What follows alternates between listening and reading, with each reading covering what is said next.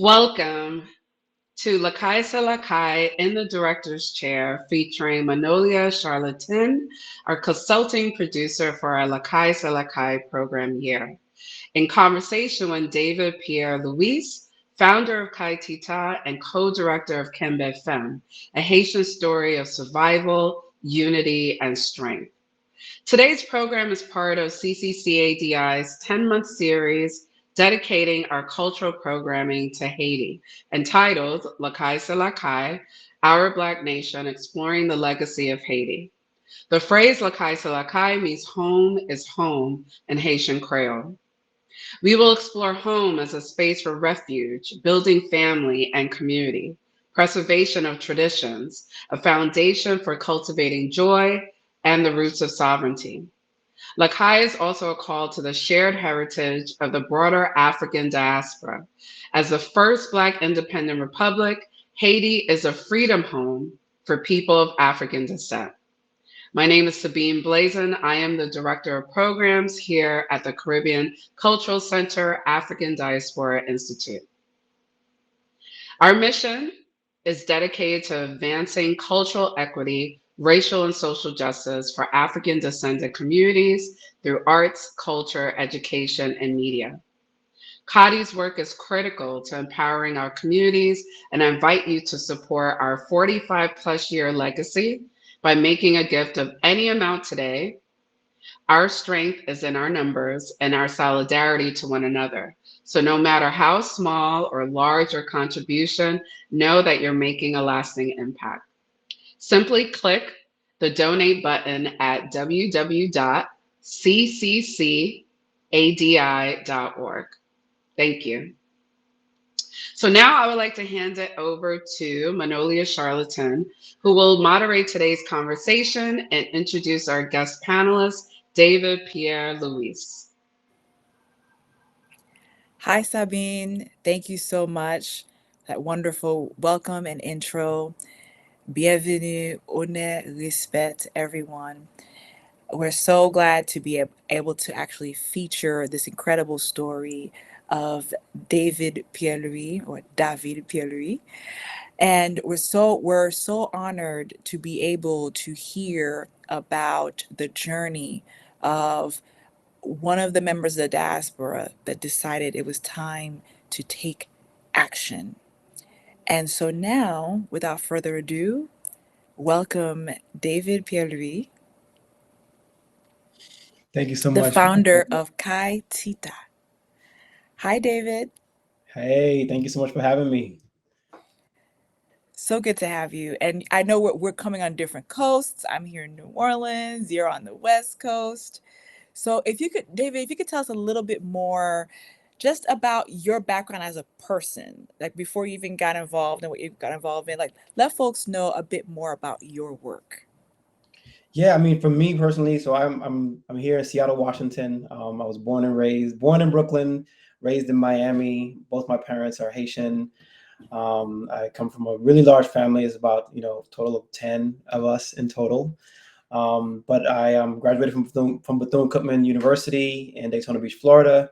I have a degree in business with a concentration in marketing. I come from a family of entrepreneurs, so I've been an entrepreneur ever since I graduated college. And so for the past, 15 years, well, 20 years I've been living in Washington, but for the past 20 years, I've had an opportunity to really cultivate and flex those wings that I have of entrepreneurship, as well as supporting community development, both in Port-au-Prince, but as well in the Seattle as well, too.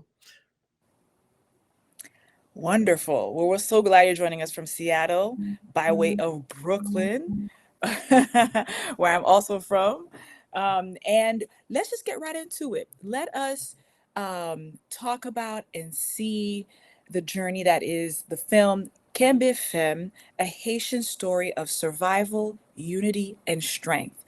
Let's just get right into the documentary and cue us up for clip one. I like douce. But I said it was sweet. Shit is sweet. It's good. Real good.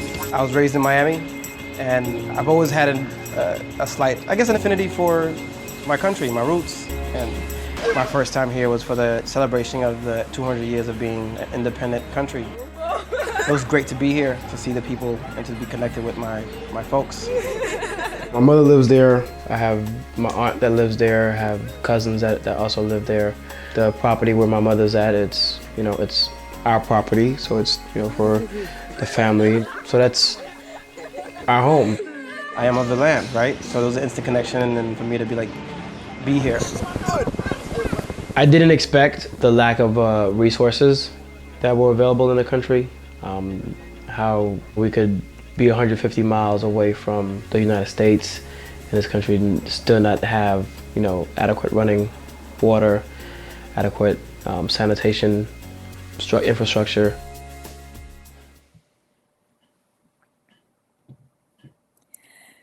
So that is early on in the film Kenbe Fem, which means to hold strong.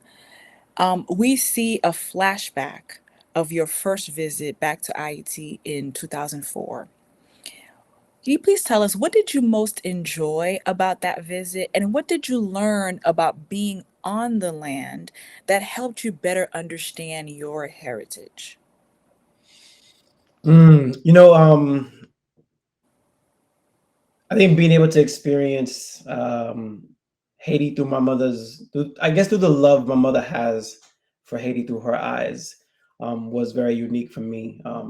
I think growing up, Haiti has had various tones growing up, whereas there's been negative connotation, positive connotation. There's been a lot of different tones that I experienced growing up, right? And so being there, seeing my mother's love, seeing Haiti through her eyes allowed me to fall in love with Haiti differently, right? Because there's a perspective of people, there's a love-hate relationship that people have with Haiti.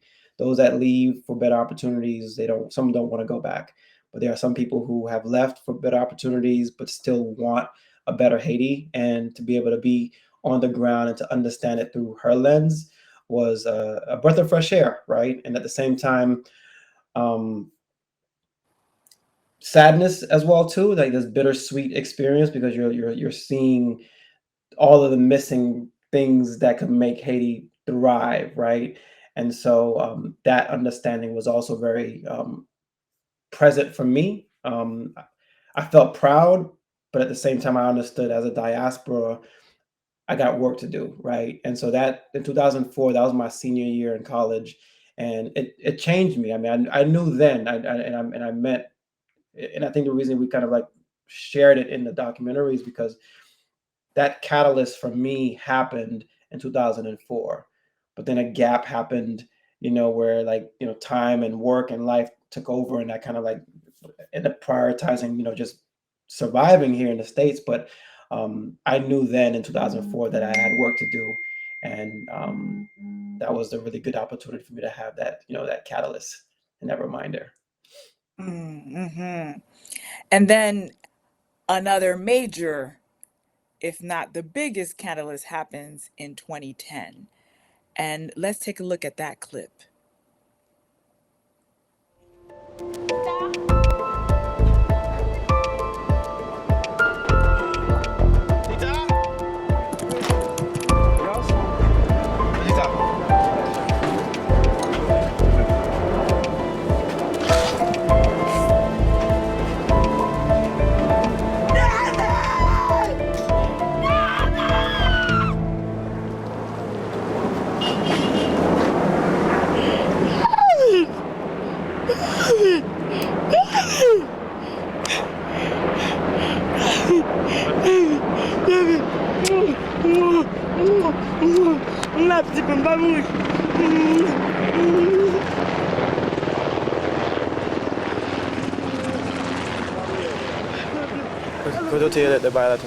J'étais en bas, je tape manger, puis après monter, et puis là, je fin monter qu'on y a là, et puis je suis là avec petit petit ça.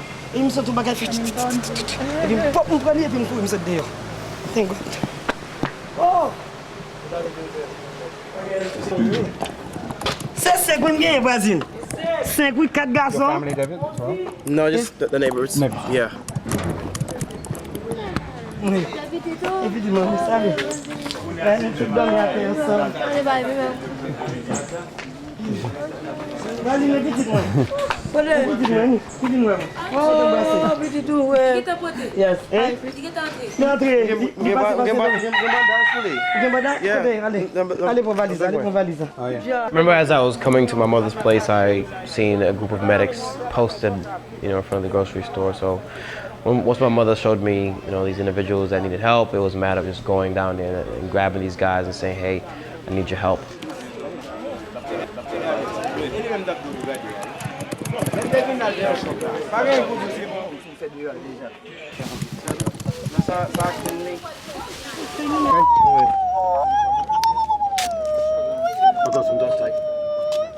Okay.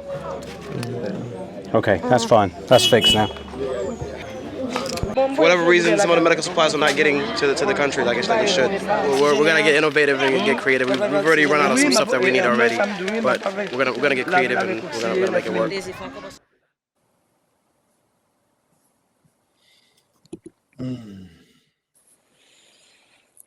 Yes.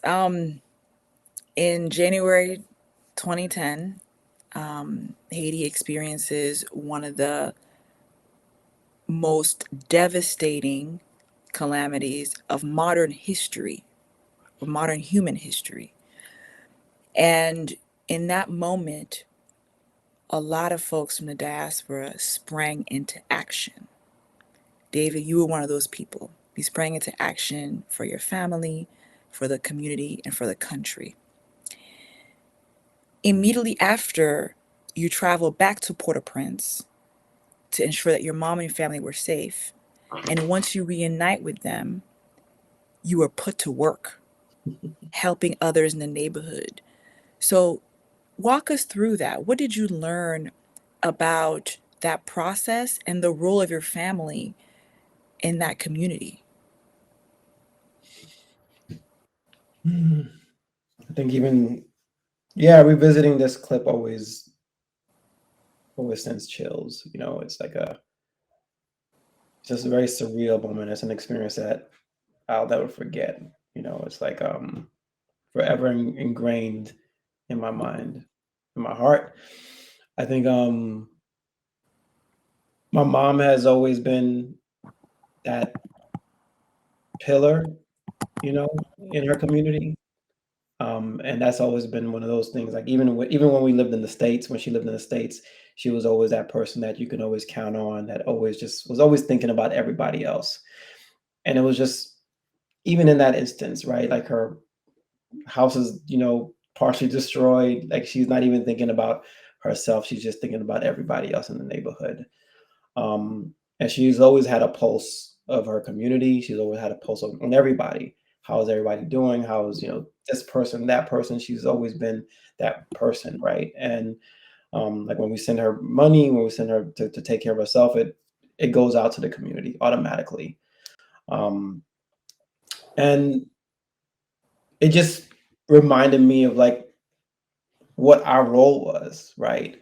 It's really about everybody. It's really about the whole, right? So, because we can't really be siloed with what we do, right? So it became one of those situations where like our location, because there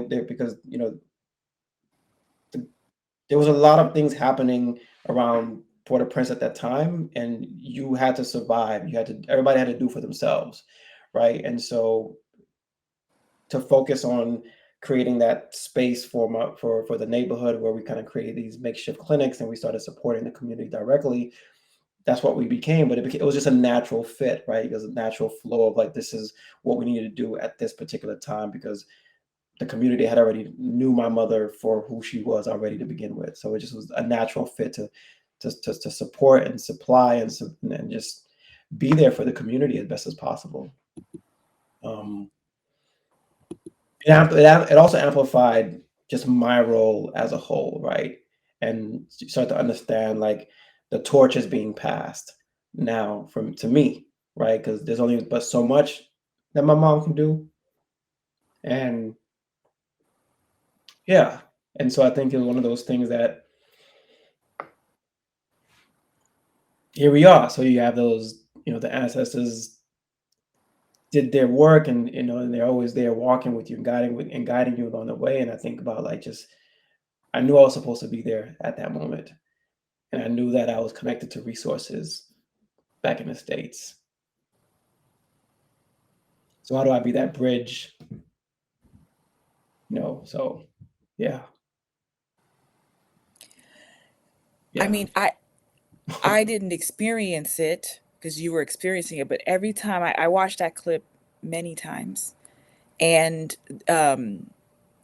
there's a moment where you're calling out her name, and you're calling Tita, and it hits me every time. I go right back, and I have to catch myself, because in that moment it was just his son making sure that his mom was okay. But what was powerful for me about the clip is she says, "I'm not dead. I'm here, my son."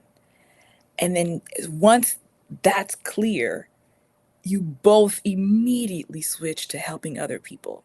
There was something really powerful about that, because it was like, okay, my mom is safe, and she's like, my son sees me, I'm here. Now that we're good, the immediate focus was the community.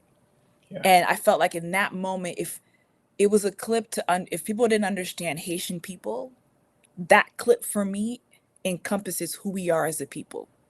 The love of family, that bond that had you traveling to go make sure she was good because you didn't know, calling out her by her dear, that it's not just a nickname, it's a term of endearment, right? Like, it's not just Tinoni, but it's like the name that her loved ones call her, making sure that you know, and then she grabs you in a mother's embrace, let you know she's good, she's here, she's alive. Now let's go take care of our people. You lived it, so I had to ask you, what was that like for you? Like, to get that affirmation and then to be able to make the pivot. What was that like for you, experiencing that, such a powerful moment that speaks to who we are as a people? It felt natural. It felt, I mean, I think part of it, like, like some people might ask, like, why are you calling out her name? Do you not know where she lives, or do you not know where she's at? But this is my second visit to Haiti, right? And so I'm, figuring it out as I go. And so I was pretty, like, slightly confused in regards to where I was going specifically. So that's why the calling out of the name was so important at that time, because I wasn't too sure where, right? And how to even tell people where exactly I thought she was at, right? But it just felt natural. Like, I knew that, when I knew I was coming there to make sure my mom was okay, but I knew I was also coming there for a bigger cause as well too. And that's why when I left Seattle, I came with medical supplies, and I was also, like, just paying attention to my environment as I was walking to the space that I was walking to. And I had a pulse on what was happening around, we connected at the Hotel Olofsson. So I knew there was a lot of folks there with resources. So I was taking pulse just so that I could make sure that when it came down to what I was going to be facing with, that I was ready to jump into action if it needed to be, right? So I was always ready. I think my mom has always made us sure that, we were always prepared and ready for any situation that we came across. And so a lot of the training that we've had growing up was present at that moment on how we show up and how we just are there for our community, right? And so I was grateful for her as well for just our upbringing also. Yeah. Well, we're going to see more of that action in the next clip. That's what I'm talking about, baby. That's what I'm talking about. Nice to see you. That's what I'm talking about. Nada de cambio. Me voy a venir mañana, pero dame un par de medicamentos. Stop there. It's all here, baby. I just feel it's just important just to do what we can, If you can't do nothing, then you can't do nothing, But if you can, then you do it. That's just what it is.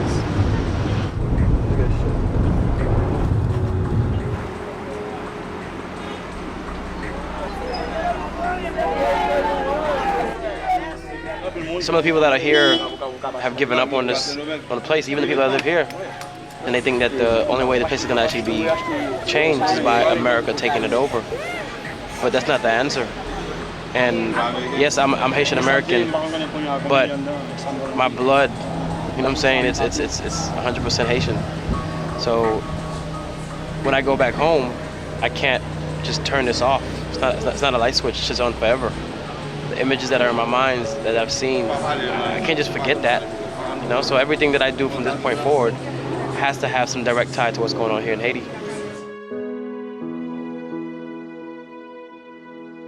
I was supposed to always be a part of what was going on here in Haiti. And we don't need another country to come save us. Let's save ourselves. We was the first African nation to be free. Nobody likes that. The powers to be don't like that. The French don't like that. America doesn't like that. In Haiti, our ancestors rose up against oppression brought by slavery. In 1804, the Haitian Revolution concluded with its leader, General Jean-Jacques Dessalines, a former slave, demanding that every Frenchman be put to death to pay for the crimes of slavery. Our fight and ultimate independence not only shocked slaveholding nations around the world, it inspired other independent movements. Haiti became the first independent nation in Latin America, the second in the Western Hemisphere, and the only nation established as a result of a slave rebellion. France and her allies suffered great losses. Haiti defeated all the world powers at that time, France, England, and Spain. To undermine Haiti's new gain of independence, the world powers and their allies collectively determined that Haitians should pay for their insurrection and waged an economic war to cripple the world's first black republic. American President Thomas Jefferson refused to recognize Haiti as a sovereign nation, and working with the French, imposed devastating trade embargoes and blockades intent on denying the right of black people to self-govern. Over the next 200 years, the American government would actively continue to exploit Haiti, even occupying Haiti nearly 20 years and rewriting the Haitian Constitution to make sure the Haitian economy remains subservient to the United States.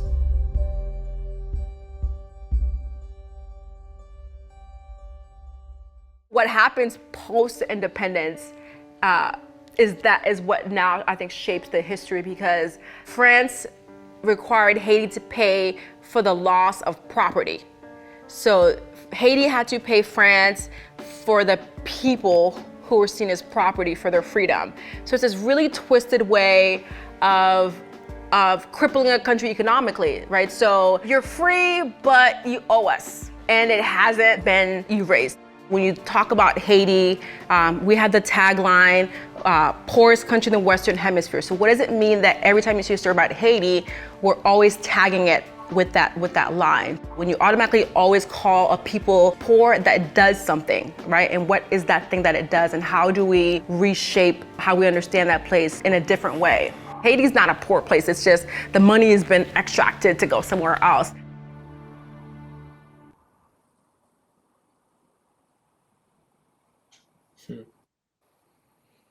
That was a lot. Did a lot of educating in that clip. We want to make sure we give people a little background, because a lot of times when we talk about Haiti, for a lot of folks, their touchstone, their immediate touchstone is the earthquake, right? And so what I love about the documentary is that y'all made sure to do some education, to give people to go back in time, to remind people who Haiti is, what Haiti represents, what was done to Haiti, and how did Haiti arrive to a place where an earthquake could devastate its capital to this extent. So first of all, so thank y'all for doing that work and making sure you talk to other folks and get Haitian experts to come help tell that story as well. That was really, really important to give context for why establishing the work of Kay Tita would be important. I thought y'all did a really beautiful job of setting the broader context of the country's history and framework of what happened to here's where we are today. And here's why it's important for us to move in action like this. So I just want to, first of all, thank y'all for doing that. And I want to ask you, how did that initial experience of stepping in to provide help influence you in establishing Kay Tita? No, I appreciate you saying that. I think it was really important. Context was really important because there was so much happening, and there was the media had its role in saying what they wanted to actually tell everybody that was that was happening, which then, because of that, it created these very siloed responses, right?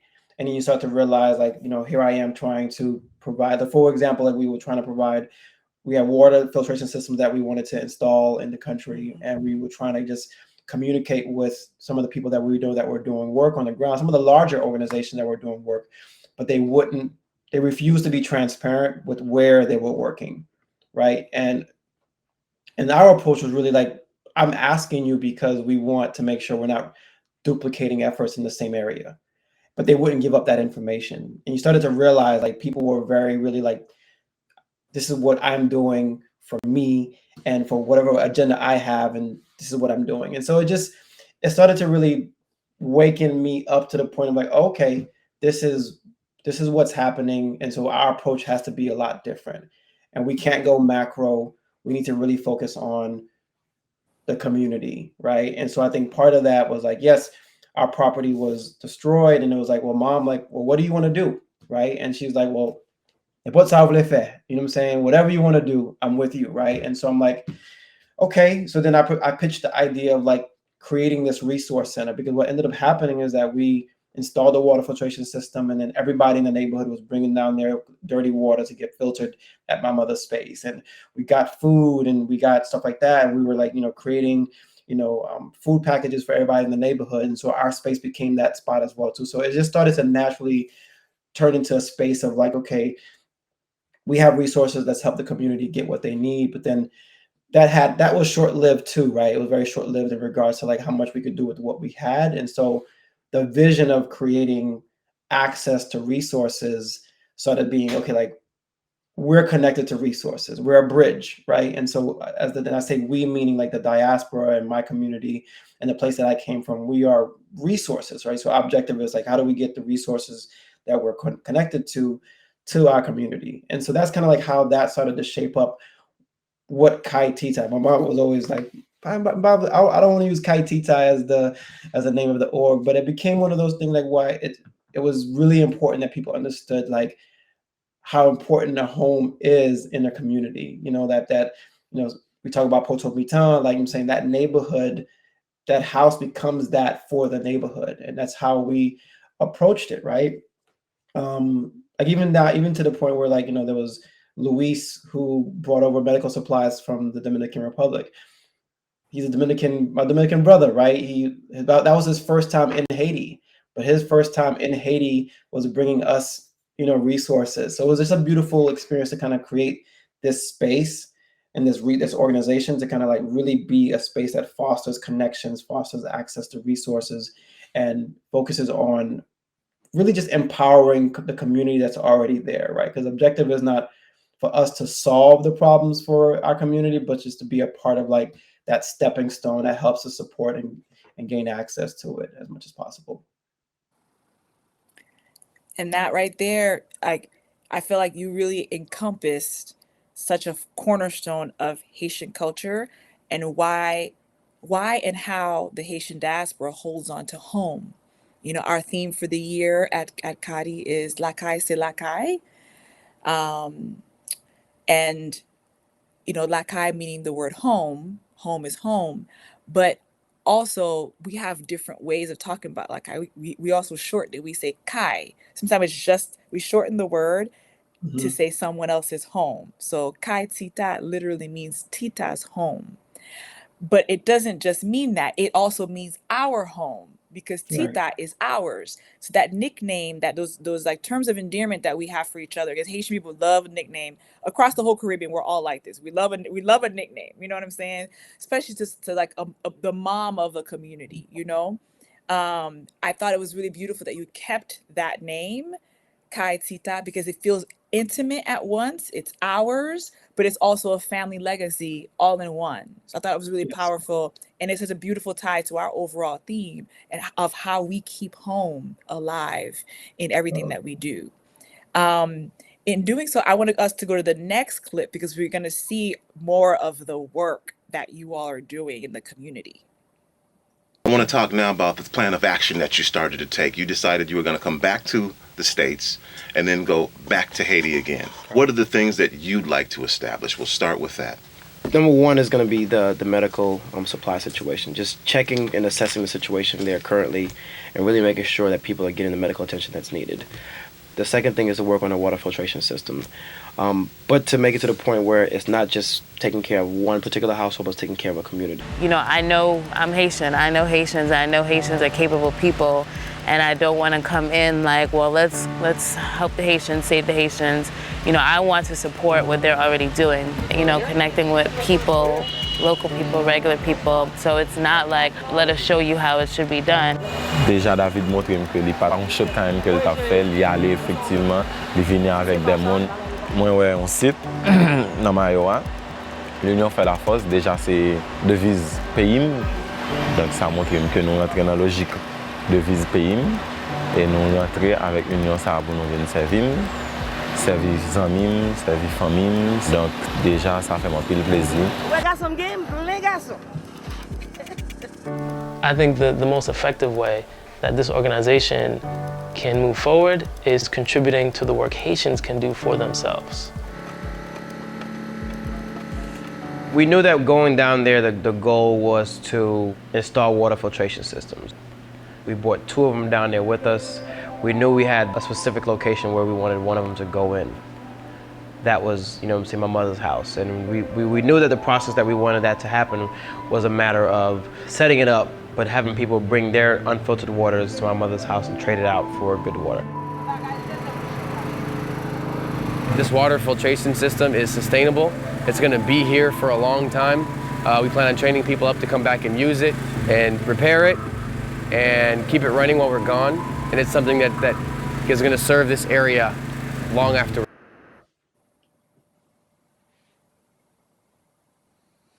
It's one of my favorite clips in the film. There were so many great clips in this film because y'all went to work, okay? And it was really powerful to see. So I have a 2-part question for you, okay? The first part is, tell us some more about assembling the team, because you had a really incredible team of people with you, both on the ground and folks who came to help. And then how did centering the voices and perspective of local people help shape the work of Kay Tita?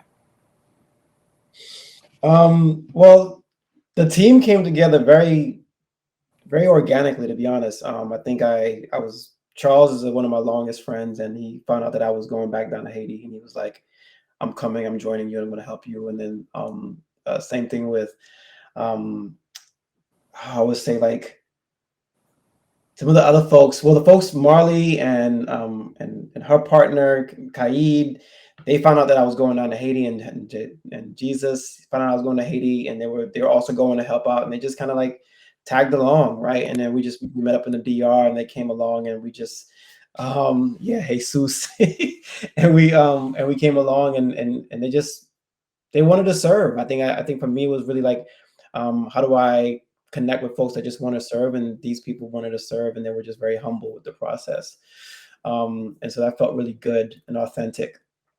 I think the centering of the voices was really, I wanted to just take the most authentic approach, right, to doing this work.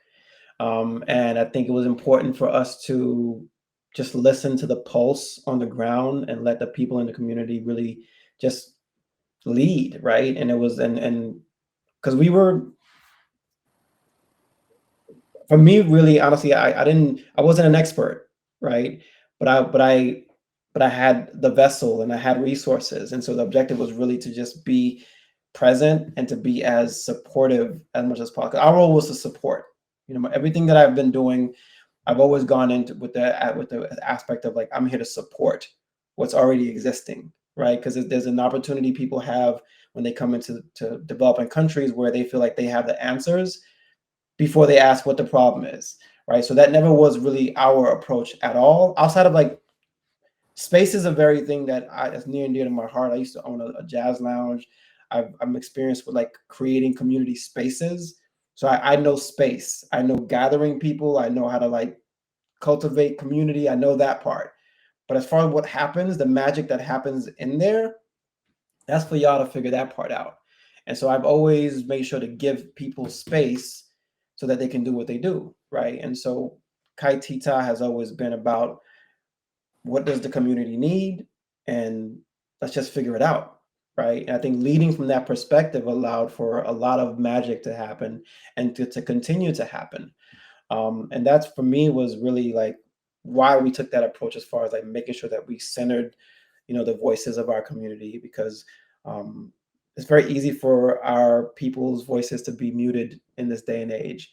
And even as a diaspora, right? Even though I am a Haitian, but at the same time, I'm coming from a place of privilege, and I'm aware of that, right? And I'm aware I'm not from Port-au-Prince. I wasn't born and raised there. There's a different culture. It's a different way of living.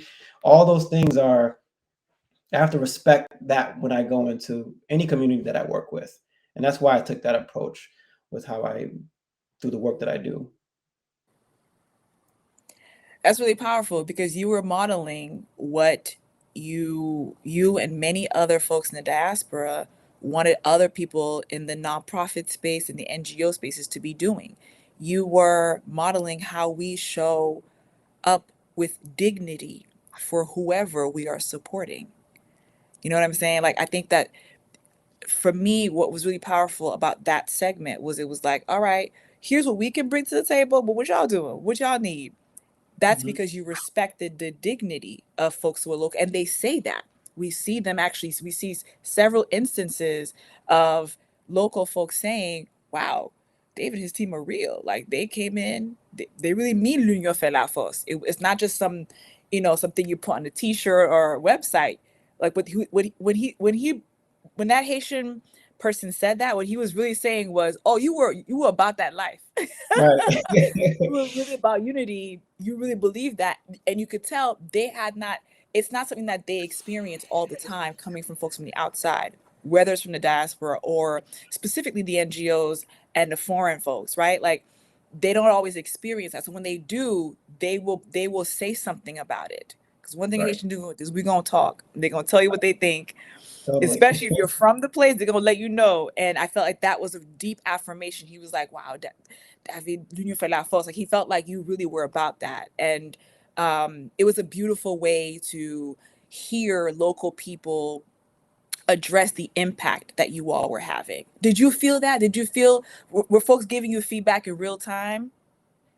They were. They definitely were. And if I was validated every step of the way. I was validated, right? And I think even some of the elders were like, like they put that pressure, probably no, and don't forget me, and make sure you come back. And it's like, so like, yeah, I was validated. And I think I've always been, I love being validated by older people than I do my own peers, right? Because I think our elders know, right? They know the truth. They walk the world already, so they know what's real. And I was always validated by this path, and that's what always helped me continue to do this work. It's what helped me continue to do the work. All right, well, now we're going to see more of this work in this next clip. Moi, seul ça me dépenser. Tant que yon moun ou ek parti kal vivon l'autre pays, l'el vini en Haïti ou el vini en Haïti, le retourne vin travail même plus quoi. Ça te ka on aide. Ça ka arrive on moun fò cadeau $100, OK? $100. On mange $100, bien content le fò cadeau $100. Mais plus que sou te parle avec moun nan, li te cherche un métier pour ça t'a plus dans avantage, pas $100 qui va l'intéresser vraiment. Demain c'est voter qu'à manger $100. The community is very diverse, and there's a lot of like different people and small businesses and kids and families, and so my mother and I, we decided that the best way that I could help was to create a place where people could come together and have access to resources they needed. So, instead of just rebuilding the house, turn the space into a resource center.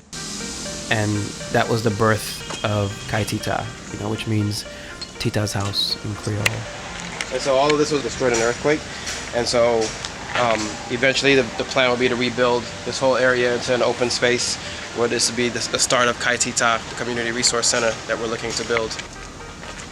By having a community of people that are constantly working together, holding each other accountable, eventually our 40% unemployment rate drops down significantly less, because we're creating jobs, we're creating opportunities, we're cultivating each other's community.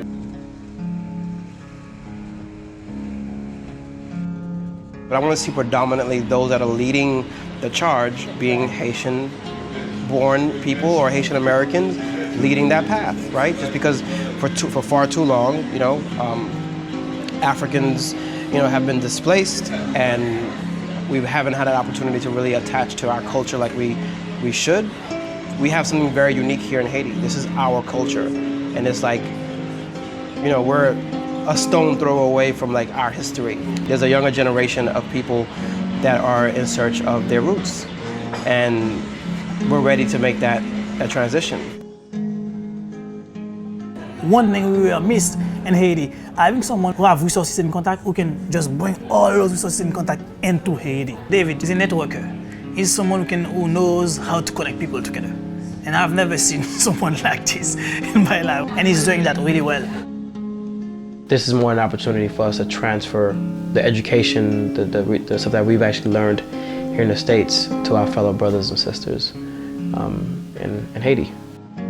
Kay Tita is going to be this amazing space that will be filled with nothing but optimism.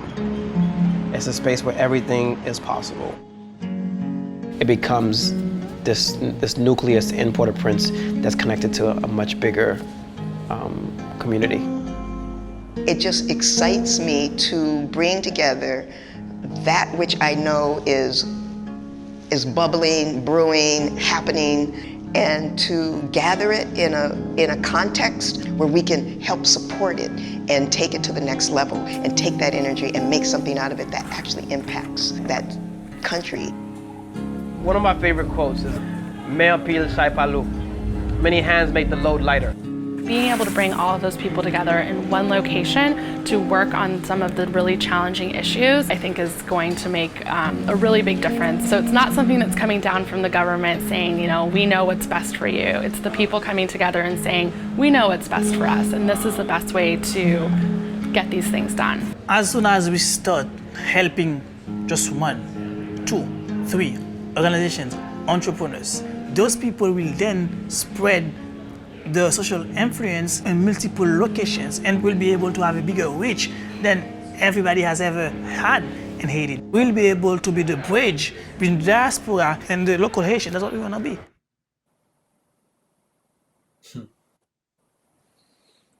It's so powerful to hear the vision and the excitement and the fierce determination, in that vision, and the genuine pursuit of joy and thriving, because we don't always hear that when we're hearing a story about Haiti, especially in the context of the earthquake. So I thought it was really important to give folks a taste of that, to encourage them to go watch the film, because I thought that was really, it was beautifully done to see how different people, from the Impact Hub folks to the folks who came to support, to the local Haitian folks, to talk about how they each saw the vision and that beautiful sort of, connection of purpose. That was really beautiful. And so I want you to talk some more. Give us an update. Where are things with the building of Kay Tita? If you could keep it real, because we know that there's been a lot of progress, and we know that there's a difficult moment happening in the country right now. So feel free to give us the real, give us the positive, but also the real, and obviously, I'm doing a precursor to a call to action, because we're talking about this because it's an opportunity for folks to join in. But what's going on now? Where are things? I mean, honestly, it's been for the past 7 years, it's been trials after tribulation every year, right? And it's been almost one of those things where we've been tested, our vision has been tested, and our faith has been tested every year, right? And so we've done. So what we decided to do, so the construction of the physical Kay Tita building is still in the works. What we decided about 7 years ago was to focus on cultivating community first, and to make sure that our vision that we had in mind when we started, was what the community really needed and wanted. And so that's where we introduced Impact Hub into Port-au-Prince. We founded Impact Hub about 7 years ago. And the reason we founded Impact Hub, we brought Impact Hub to Port-au-Prince, is we wanted our community to be part of a global network, and wanted them to also be connected to the global conversation, because we're constantly operating in silos, and it's important for us to make sure that people are understanding that we are existing on these different levels of like entrepreneurship, tech, co-working, all that stuff. And we wanted people to know that when you think about Haiti, there's another context to think about Haiti in. And so that's what the Impact Hub space has allowed us to do. Honestly, we've touched almost like over 2,000 young entrepreneurs over the past 7 years. We've been organizing Port-au-Prince Startup Week every year for the past 7 years, where we're kind of bringing a lot of the different workshops and programs and opportunities for entrepreneurship development to the community. And so we've been serving the community, and that's been going very well. Our pursuit for our building has changed to a certain degree, where we are the focus. So one of the biggest things, and I'll try to keep this short, is that the problem that because a lot of these changes kind of comes about with research, right? When you start to understand why is Haiti the way it is, or why is Port-au-Prince the way it is. But part of that issue is that Port-au-Prince is overpopulated. And that's the issue, and that's the reason why we are navigating and dealing with the things that we're dealing with right now in Haiti. So our approach for our building is that we're pursuing the Living Building Challenge, right? And that Living Building Challenge basically is a philosophy that it's a tool that allows us to basically create the most advanced building, sustainable building possible. And our goal is to leverage local materials and craftsmanship and natural ventilation to create a building where we can also create our own power. The building that we are creating is going to consist of 5 stories, and it serves as a future hub for the community. It provides accessible and reliable resources. It will house diverse amenities, including a community cafe, a roaster, co-working space, health and wellness focus, and tech and innovation center. Our initial plans was to break ground this coming fall, but because of what's happening in Haiti currently, we've decided to put a pause on the actual breaking ground part and moving it towards 2025 if the political climate allows. That makes sense. Yes, it does. Yes, it does. And I know that's a very nuanced answer, but that's the situation that you're in, right? Yeah. I think by the time that people see this video, we're presenting in Atlanta at the 2024 Living Future Conference on May 8th, and we're presenting the Kay Tita building project to other folks in the industry so that they can kind of get an understanding of this living building that we're creating, right? A lot of the things that we feel is necessary for Port-au-Prince, it's really about not just rebuilding, but it's about revitalizing what's there, right? What's already there that's either has died, that needs to be revived. And that's really our approach, right? But our folks need to go back to, the countryside and cultivate some of those communities as well too. We need to depopulate Port-au-Prince to a certain degree and actually rebuild it stronger and better and healthier. But if we don't take into consideration the overall environment, then Port-au-Prince is going to stay in this constant cycle, right? And our objective, even as small as one of the things that we're taking on is how do we rehabilitate the ravine, and how the ravine is a livelihood of our community, right? And so how do we kind of incorporate some of those things that are happening, that are hurting our country within our buildings context as well too. And so that's our approach as we are moving forward. So, do you have any specific call to action for folks who go watch this film? What do you want them to take from the film, and how can they participate in building Kay Tita? Yeah, I want people to watch the film and reach out to us after you watch the film to figure out how you might want to engage. There's a lot of different roles that folks in the diaspora in America or around the world can actually play. And there's ways that we can talk about how you can volunteer, how you can support us from that perspective. Kay Tita is a nonprofit organization, so we rely on donations to support the work that we're doing, grants, opportunities, things of that nature. So donate to support us, kaytita.org/donate follow us on Instagram. We're on Instagram. We're on LinkedIn. We're on Facebook. So follow us, follow our work, get involved, get engaged, reach out. What Haiti needs is not a short-term fix. It's people that really are in it for the long haul. What we're doing is not about just today. It's about really the future, and we're creating opportunities for the future. People of Port-au-Prince and Haiti to thrive. We don't want to just survive. We want to thrive, and we have to invest in our people. I think one of the things that I noticed during the pandemic is how we were showing up for our community during the pandemic. And if we're investing all these resources in a developed country, if we don't invest a fraction of that into our underdeveloped country, then what are we expecting from them, right? So to be part of the solution, you have to really be about the conversation, right? And want to sit down and really listen. And if you're listening, then you'll know exactly what you need to be doing and where you need to be. Aye, boo to that. Thank you so much, David. It's a really powerful call to action. And we're sending you lots of love for Living in the Future presentation that you're going to be representing Haiti. Over here at CCCADI, we also have a call to action.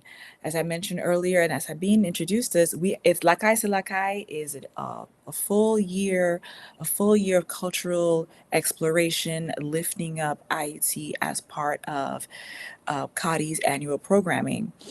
And so there is more to come. We're going to be celebrating Haitian Heritage Month all through the month of May and through the rest of the year. To learn more, please visit us at www.cadi.org. That's CCCADI.org/Lakai, LAKAY. Also, we have a beautiful exhibit of Haitian contemporary art called Bienvenue, which means welcome in Haitian Creole. And it is a beautiful exploration of a Haitian home. And we have gallery hours are Tuesdays, Thursdays, Wednesdays, and Saturdays. So please visit the website again, cccadi.org/Lakai, to learn more about how to participate, how to celebrate with us this year of Haiti and Lakai Se Lakai. I am Manolia Charlotin, and we say thank you so much to David and the team for helping us celebrate Haitian Heritage Month.